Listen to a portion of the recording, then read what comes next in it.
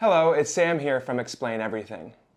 In this section of the course, let us take a closer look into what works when you use visual storytelling. I will cover three main topics here.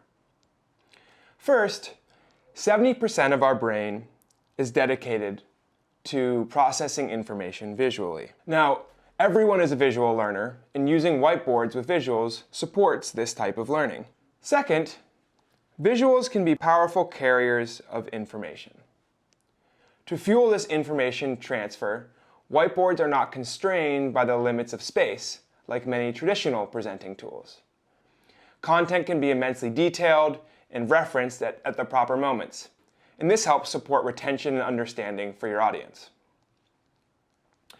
Third is the idea that awareness and cognition are often stimulated by movement, yet the majority of technology we use is point and click, which makes it difficult to track motion and draw attention to what's important during a presentation. Now, drawing and motion are connected to the motor aspects of our memory in our brain. However, in virtual meetings, we see people flipping through slides where little is recalled. Whiteboards are the cure. Changing this existing paradigm, thanks to multi-touch interfaces like tablet devices, helps us, again, retain and recall information better. In the next video, we'll look at what types of meetings benefit most from visual storytelling.